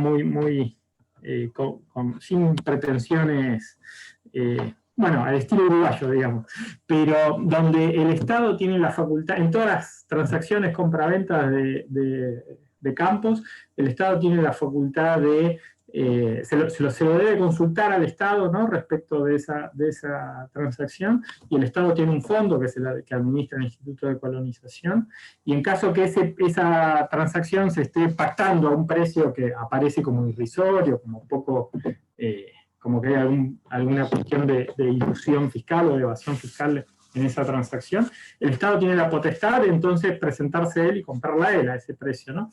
Y esas tierras se destinan a proyectos de colonización. Entonces, esa experiencia sencilla, que no implica como ninguna, no agita ningún fantasma de estos que se están dando a veces en el debate político, televisivo en nuestro país en este momento, es muy eficaz en el sentido de que evita, por un lado, transacciones con evasiones impositivas, y al mismo tiempo genera un banco de tierras para los procesos de colonización, ¿no? Bueno, en Argentina tenemos la ley de recuperación, de declaración de interés público de la agricultura familiar campesina indígena, que se aprobó en el año 2015, que no se reglamentó hasta ahora, pero que crea un banco de tierras, y que ahora se ha anunciado desde el Ministerio de Agricultura que ya se ha presentado a Presidencia el proyecto del decreto de reglamentación. Y bueno, así como esa, otras, ¿no? La del proyecto de ley de la Marcha del Campo, hay distintas iniciativas que están en debate en este momento, que vienen a tratar de proponer políticas públicas y un rol del Estado en términos de este problema del acceso a la tierra. Bueno, veremos cómo avanzan, esperemos que puedan avanzar y ser muy efectivas, porque efectivamente en Argentina es un problema. Tenemos, por ejemplo, datos del último Censo Nacional Agropecuario del 2018, el 1% de los productores concentran el 36% de la tierra, mientras que el 50 y pico por ciento de los productores, 54, 55% de los productores más chicos, solo concentran el 2% de la tierra, ¿no? Entonces, el 1% más grande tiene el 36% de la tierra, el 55% del resto de los productores tiene solo el 2%. Bueno, me parece que está claro, está a la vista, más allá de cualquier maniqueísmo, la necesidad de un abordaje en otro sentido de este problema. Bien, Luis, muchas gracias. Bueno, le damos paso a Cintia a sus respuestas. Sí, gracias. Bueno, en primer lugar, muchas gracias por estas preguntas que me dan la oportunidad de ampliar un poco lo que habíamos expuesto. En principio, bueno, la tecnología como para hacer teletrabajo ya estaba. De hecho, nuestra organización, nuestro modelo de desarrollo ha sido con implementación de las tecnologías. Para decirles, las capacitaciones que hemos hecho con los emprendedores eran parte presencial dentro del pueblo y otra parte era online, donde aprendieron todas las herramientas de trabajo virtual, donde podíamos, Zoom es una herramienta de implementada en el 2016 y 2017 y 2018 y 2019, con las familias, con el pueblo, hacíamos reuniones virtuales. ¿Por qué? Porque era necesario abaratar costos también y estar conectados. Entonces, esto que era en aquel momento ya aplicable, hoy en día decanta por mandato. Básicamente en todos los países hay como una... se esfuerza a utilizar las tecnologías que están existentes. Y esto amplía, digamos, la oportunidad de entender que se puede. Porque nosotros ya lo habíamos hecho y hoy en día está visualizado que es posible utilizar las tecnologías para formarse a distancia, para teletrabajo, etc. Cuando nos preguntan, ¿da posibilidad para volver a la provincia de uno viene? Ahí es cuestión de qué tipo de teletrabajo uno tiene. Si es un teletrabajo en donde yo tengo clientes que puedo atender en cualquier lugar, no importa dónde esté. Es teletrabajo y basta que esté en una misma franja horaria para poder utilizar mejor mi tiempo. Pero si dependo de una región donde tengo que estar yendo, el trabajo virtual es una modalidad mixta dentro de mi modelo de trabajo, donde tengo que ir, por ejemplo, a la oficina una vez cada 15 días, y tal vez si venía de Salta y vivo en Buenos Aires, no pueda irme a mi provincia, tenga que elegir una región cercana a 2 horas o a máximo 3 horas de auto si tengo que ir una vez cada 15 días a Buenos Aires. Ahí es el plan de negocios que resulte viable para esa persona que tiene en plan salir de la ciudad y que le es posible un teletrabajo. Pero de hecho las tecnologías son, en este sentido, han despertado, digamos, a la normalidad de nuestra forma de nuestro modelo actual, COVID, y que va a quedar instaladas porque ¿qué sentido tiene? Imagínense para las personas que tienen que ahorrar recursos, muchas veces tomarse el colectivo, ir a la capacitación, estar en esos embotellamientos, hacer todo ese costo cuando uno puede abrir una computadora, ahorrar todo ese tiempo, ahorrar todos esos recursos y aprender lo mismo. ¿Verdad? Después hay momentos, hay instancias que son insoslayables, las instancias donde uno trabaja la interacción humana, son insoslayables esas presenciales, pero no siempre, porque muchas veces son tareas donde el mentor trabaja con la persona que se está capacitando y que es un diálogo y que ya se conocen y que simplemente es una continuidad. Y en todo eso nosotros ahorrábamos ya recursos y les cuidábamos el bolsillo a todos los remigrantes o los potenciales remigrantes que estaban en su transición, que era importante dirigir los recursos correctamente. Eso en cuanto a la primera pregunta. En cuanto a cómo trabajamos el modelo, es un modelo de cooperación público-privada, y dentro de la cooperación privada trabajamos con muchas ONGs sociales y, digamos, no reinventamos la rueda, sino que trabajamos junto con ellos y nos asociamos para distintos objetivos. En los mapeos fuimos viendo qué actores locales había y que, digamos, dentro de lo que son, ¿no es cierto?, un modelo de cooperación para ir cubriendo esas necesidades del mismo programa.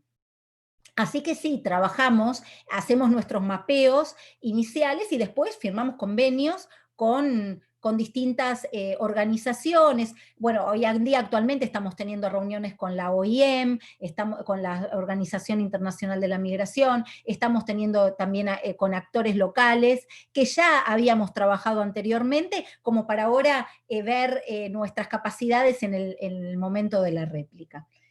Después había una pregunta en cuanto a si teníamos localidades. Sí, hicimos varias charlas informativas y charlas también después de seguimiento por esta modalidad online, en donde estamos, primero tenemos como un plan.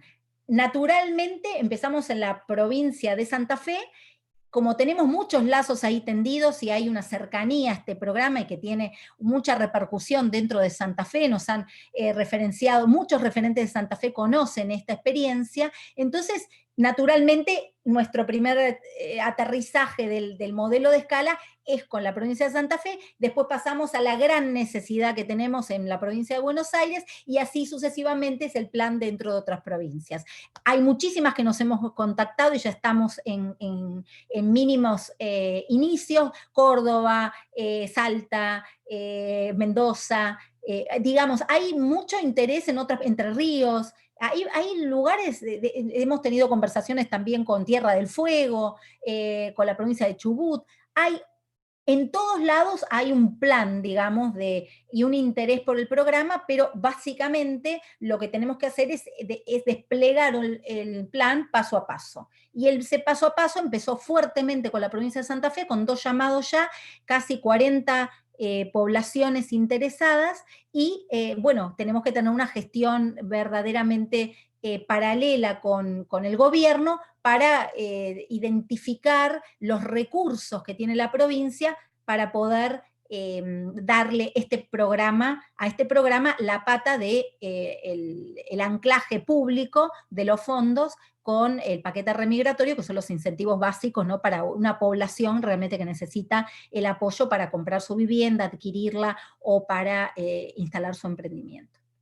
No sé si queda alguna otra pregunta, con mucho gusto, si no la respondo. Bien, muchas gracias, Cintia. Así le damos la palabra a Diego, que su exposición también suscitó muchas preguntas e intereses.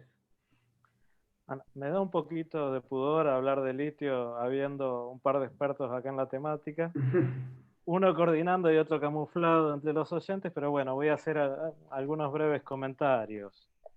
Primero, lo que digo siempre, que en la transición energética las baterías de litio son una parte de un conjunto de tecnologías y que los medios de almacenaje de energía no pueden pensarse aisladamente de la aplicación y el uso que se va a dar.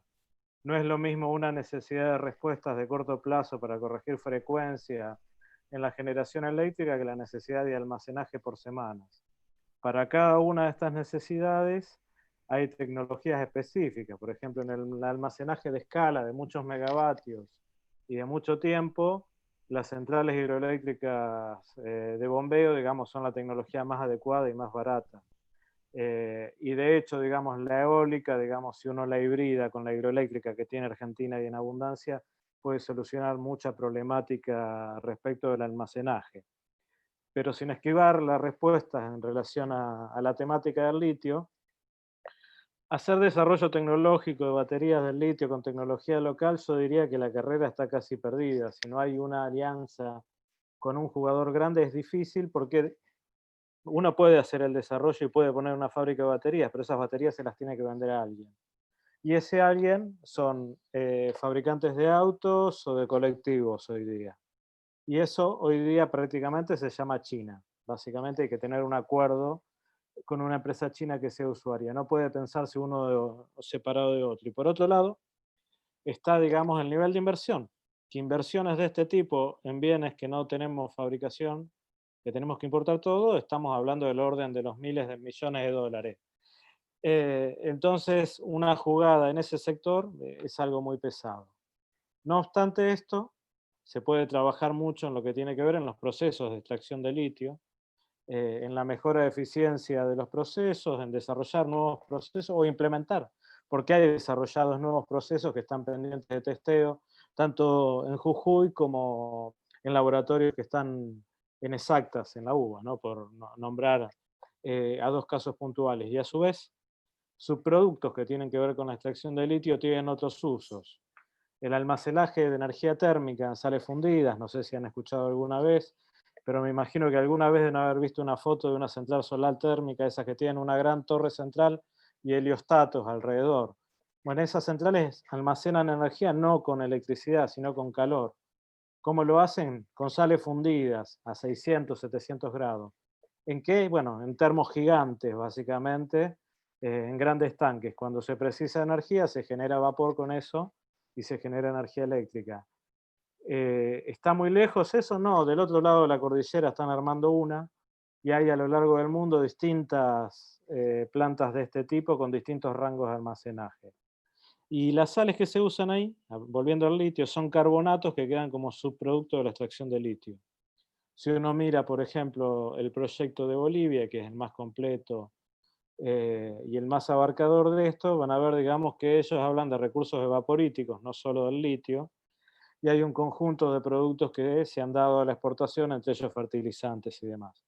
Entonces, bueno, digo, hay un partido interesante para jugar ahí, pero no se imaginen, digamos, que es otra pampa húmeda, digamos. Hay mucho trabajo por hacer, es muy difícil lo que se puede hacer porque están entregando lo que se quiere hacer, porque está todo concesionado y los recursos son de la provincia, y es sumamente más difícil si no tenemos una instancia nacional de articulación. Contesto lo otro y respondo a algo común, digamos, de problemáticas que hay para tener una política de desarrollo de transición energética. Respecto de pequeñas plantas de biogás, me imagino que está preguntando de 1/4 de mega o medio mega como máximo. El problema es que se incrementan los costos de manera notable en relación a las plantas del orden del mega, ¿no? Para poder generar energía eléctrica con estos aprovechamientos se tienen que dar ciertas circunstancias que hagan razonable el proyecto, por ejemplo, la utilización del calor para otros procesos, o por ejemplo, el establecimiento de esta planta, no sé, en criaderos de cerdos basados en economía circular, donde digamos la electricidad es uno de los elementos, pero yo uso el calor para calefaccionar o producir algún otro elemento y a su vez puedo comercializar el fertilizante. No es loco plantear proyectos de este tipo, pero no solo se los puede castigar a la energía eléctrica, porque tengan en orden que las plantas del orden del mega, tal y como está planteado el modelo de negocios en Renovar, da del orden de los $160 el megavatio de electricidad, bastante más caros que los 70 de promedio que tiene el costo monómico del sistema eléctrico mayorista argentino. Entonces, para bajar esos costos, digamos, hay que hacerlo con tecnología nacional, con un modelo de negocios que amortice en más tiempo las plantas y en esquemas de asociaciones público-privado. Yo para este tipo de proyectos creo que tiene que haber una política nacional o provincial que capte parte de los ahorros que hay en todos los pueblos. Todos sabemos, los que venimos de pueblos, que hay mucho dinero debajo del colchón en los pueblos, y en esquemas por ahí de inversión público-privado, donde el Estado pone una parte de la inversión, pongamos el 50%, y se arma un fideicomiso para el desarrollo de cada territorio, de cada localidad, donde va par y paso una parte del gobierno nacional, que puede ser a costo hundido, o que puede ser que quede para el desarrollo local, y otra parte apalancado con fondos local, yo le veo perspectiva, pero hay que hacer algunos cambios respecto de cómo está pensada la política de renovables, porque como está planteado en Renovar, como fueron las licitaciones, es un negocio basado en captura de renta y para las exportaciones, y no sirve para ese esquema. Obviamente, en el grueso de la cantidad de plantas por construir, en términos de unidades, está del orden del medio mega para abajo. Estamos hablando de miles de plantas y podrían potenciar muy fuerte el desarrollo de localidades y hacer posible la industrialización local, por ejemplo, de productos lácteos, donde hoy día, digamos, se traslada la leche por problemas de que no tenés energía o por el costo de la energía. Pero esto requiere, insisto, es algo más tailor-made, como suele decirse, ¿no? Son proyectos hechos a medida en función de las oportunidades que tenés y de las necesidades. Con lo cual, caemos a la problemática de fondo que quiero discutir, que es la falta de capacidades públicas y de una hoja de ruta respecto de esto. Si se quiere, la problemática más grande que tenemos a encarar para desarrollar una transición no es tanto, digamos, la inexistencia de una ley, si se quiere, de transición energética, como la falta de dos herramientas: un financiamiento nacional de largo plazo y una empresa nacional de transición energética que tiene que tener un doble o triple rol. Primero, realizar proyectos en asociación con las empresas provinciales de energía y con las localidades. ¿Por qué? Porque en Renovar las provincias han sido convidados de piedra, no queda nada, ni siquiera, digamos, el mantenimiento, lo único que queda es el garitero que está a la entrada del parque eólico. Las invito a que vayan a visitar a cualquier parque eólico de la Patagonia y van a ver que no queda nada, porque es todo importado, incluso, digamos, el mantenimiento y la operación se hace de manera remota. Y las provincias no reciben regalías ni nada. Es por eso que todo el tiempo aparece que se quiere poner un impuesto al sol, el viento o demás. Básicamente, pues la provincia está poniendo el territorio y el recurso y no queda nada. Entonces, la forma de tener, digamos, un espacio de negociación y de alineamiento de intereses entre las provincias que tienen los recursos y nación que tiene la capacidad de llevar adelante una política energética armónica que genere beneficios para todos, es generar esquemas de asociaciones, en los cuales también pueden participar perfectamente privados, pero las provincias no pueden ser espectadores. Está Parque Arauco, como bien señalaban ahí en uno de los comentarios, un caso insignia que ha empujado el desarrollo tecnológico nacional, porque ellos usaron aeros nacionales y fueron los que desarrollaron y al fin y al cabo los fabricantes de torres que después vendieron en Renovar, ¿no? Pero lo que se precisa es, desde mi punto de vista, una empresa para la transición energética que haga esto, desarrolle proyectos, pero que también tenga la coordinación con ciencia y tecnología, con desarrollo productivo y con energía, para hacer la selección y el desarrollo tecnológico. Argentina no es que no ponga dinero en ciencia y tecnología, hay mucho. El problema es que no está alineado. Un ejemplo burdo más de los que deprimen, pero que es importante ponerlo sobre la mesa. A inicios del gobierno de Macri, INSA inauguró la planta de fabricación de aerogeneradores que se había desarrollado con un fondeo MINSIT, FONARSEC, del orden de los millones de dólares. No vendió un solo aerogenerador INSA para Renovar, básicamente porque la política estaba hecha para importación. Y a pesar de que se hicieron propuestas para, aunque sea, se deje un nicho, un espacio para industria nacional, etcétera, etcétera, no hubo ninguna manera. No viene a colación a discutir los motivos, más allá de que hay motivos estructurales, había modelos puntuales y políticos y de negocios que, bordeando lo delictivo en algunos casos, o no bordeando, pasándolo, que explicaban lo que sucedió.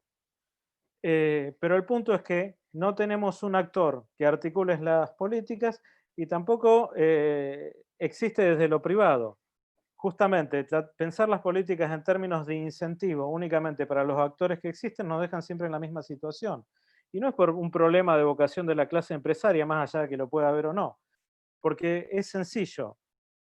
Cuando uno se reúne, digamos, en cualquier reunión de una cámara empresaria, los que hablan son los vivos no de viveza criolla, sino los que no murieron en los procesos de las diversas crisis. Y la experiencia le habla, digamos, a esos empresarios de que arriesgarse en innovación o en modelos de negocios nuevos es arriesgarse a desaparecer. Entonces la inercia del sistema te lleva a ser, digamos, si vos existís como empresa y tenés varias décadas, es o porque fuiste muy conservador y te mantuviste en un nicho de negocio que por ahí se va achicando y que te transformás en comerciante en vez de industrial, o porque innovaste pero lo hiciste sobre la base de apalancamiento propio, no de crédito, como hay algunos casos que se pueden explicar perfectamente. Las empresas que se arriesgaron en general quedaron comprometidas, desaparecieron o se extranjerizaron. En consecuencia, ese rol de tractor no existe. Y cuando en los 90 privatizamos YPF, Agua y Energía, Hidronor y un largo etcétera, desaparecieron las empresas nacionales que empujaban el desarrollo tecnológico en la energía. Al desaparecer ese rol, como se extranjerizó la propiedad, esas empresas importan. ¿Por qué importan? Y porque les compran a sus proveedores que son parte de su propio grupo y a su vez porque facturar servicios y consultoría hacia afuera permite remitir más divisas hacia afuera, que es la forma de realizar la ganancia que tienen acá, donde el cuello de botella es el baile de la silla por las divisas en Argentina, ¿no? No es una problemática de perversidad de los actores, sino de incentivos estructurales respecto a cómo funciona el sistema. Entonces, sin una empresa nacional que seleccione las tecnologías y las incentive, y sin un esquema de financiamiento de largo plazo, que se puede hacer perfectamente con bonos, con innovaciones financieras, que tengo bastante estudiada, o con ANSES, asociado a emisión en el Banco Central, que compre el Banco Central, como hace cualquier país civilizado. Acá nos horrorizamos cuando hablamos de emisión asociada a proyectos, pero todos los países civilizados hacen y han hecho eso. Digamos, los que tienen industria lo han hecho. No sé si miren cómo se financia la industria naval en cualquier país que tiene industria naval y cómo se financiaba en Argentina cuando teníamos industria naval de exportación antes de liquidarla a cambio del sector automotriz. Para redondear, un actor nacional que negocie y concierte con las provincias y con las distintas empresas y los distintos actores, un esquema de financiamiento y una hoja de ruta. Sobre eso, y me permito apostar, ya solo con eso y con el dinero que estamos poniendo en investigación y desarrollo, denme en crédito, como decía Arquímedes, denme una palanca y moveré el mundo, denme en crédito y escalaré un proceso de acumulación originaria, industrial, de cambio estructural, sobre la base de transición energética. Bueno, Diego, muchas gracias por el cierre, por los comentarios, por la propuesta. Del mismo modo también para Cintia y para Luis. Como les decía, 3 temáticas diversas, pero interesantes y conectadas para pensar los procesos de desarrollo, pensar el modelo de desarrollo, los debates en torno del desarrollo y las posibilidades de desarrollo territorial. Con esto entonces estaríamos dando por finalización a este panel. Quiero agradecerles nuevamente a Luis, a Cintia y a Diego, y también a todos los asistentes que con sus intervenciones, con el acompañamiento, hicieron de estas 2 horas de reflexión, de debate, un momento para pensar las posibilidades de desarrollo, el rol del Estado, las políticas públicas, los actores económicos, sociales y políticos en torno del desarrollo, y las cuestiones como cada uno de ustedes en su temática de especificidad fueron planteando, que son interrogantes, propuestas, análisis y perspectivas para pensar el desarrollo y las políticas públicas. Así que bueno, muchísimas gracias, y ya con esto damos por finalización al panel. Los invitamos a seguir participando de los otros paneles, como así también en el día de mañana, que es el último día de realización del Congreso. Bueno, muchísimas gracias. Y que Muchas tengan gracias buenas a tardes. todos y hasta otro encuentro. Que tengan un hermoso día. Gracias y un gusto haber estado. Hasta la Chao, hasta próxima. luego. Muchas gracias. Chao, chao. Muchas gracias, saludos a todos.